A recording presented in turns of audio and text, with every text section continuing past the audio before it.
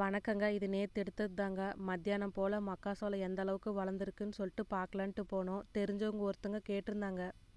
நீங்க மக்காசோளம் போட்டேன்னு சொன்னீங்க. உங்க நிலத்துல ஒன்றும் போட்ட மாரியே காணோன்னு. இது வந்து எங்க நிலத்துல போடலங்க. எங்க வீட்லேருந்து ஒரு 7, 8 கிலோமீட்டர் தள்ளி அங்க தான் போட்டிருக்கோம்.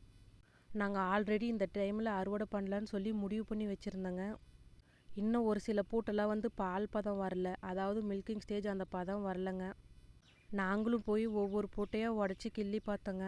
அதாவது நம்ம பூட்டையை உடச்சி நசுக்கும் போது அந்த பால் வந்து வரணுமா, அதுதான் மில்கிங் ஸ்டேஜாம். சுற்றி காத்தோட்டமாக இருந்த பக்கம்லாம் நல்லாவே பூட்டை பெருசாகிடுச்சு. ஒரு இதில் வந்து ஒரு பூட்டை 2 பூட்டை கூட வச்சுருக்குதுங்க. ஆனால் வந்து உள்ளே இருந்ததெல்லாம் காற்று கம்மியாக இருக்கனால இன்னும் அந்த பால் பதம் வரல. சரி, ஒரு 5-6 நாள் விட்டு வெயிட் பண்ணியே வெட்டிக்கலாம். நாம் வேறு இதை ஃபஸ்ட் டைம் இல்லையா, சரி கொஞ்சம் பொறுமையாகவே பண்ணிக்கலான்னு சொல்லிட்டு பார்த்துட்டு வந்துட்டோம். நாம் சும்மா போனாவே எதனாவது ஒன்று கேட்போம். நாம் சூப்பர்வைசர் வேலை பார்க்க போனதே இதுக்கு தான். வெயில் அதிகமாக இருக்கா, அதை வாங்கி கொடுங்க இதை வாங்கி கொடுங்கன்னு சொல்லி கடையில் போய் ஒரு ஐஸ்கிரீம் ஆளுக்கு ஒரு ஜூஸை போட்டு கிளம்பியாச்சு. பாப்பா வேற ஜூஸு ஐஸ்கிரீம்னு சொல்லி சொல்லி சாப்பிட்டுட்டு இருந்தா. எங்கேயாவது ஒரு கடைக்குள்ளே போனால் போதும், சாப்பிட்றாலோ இல்லையோ ஆராய்ச்சி பண்ணுறதெல்லாம் அவ்வளோ மிஞ்சத்துக்கு ஆளே இல்லைங்க.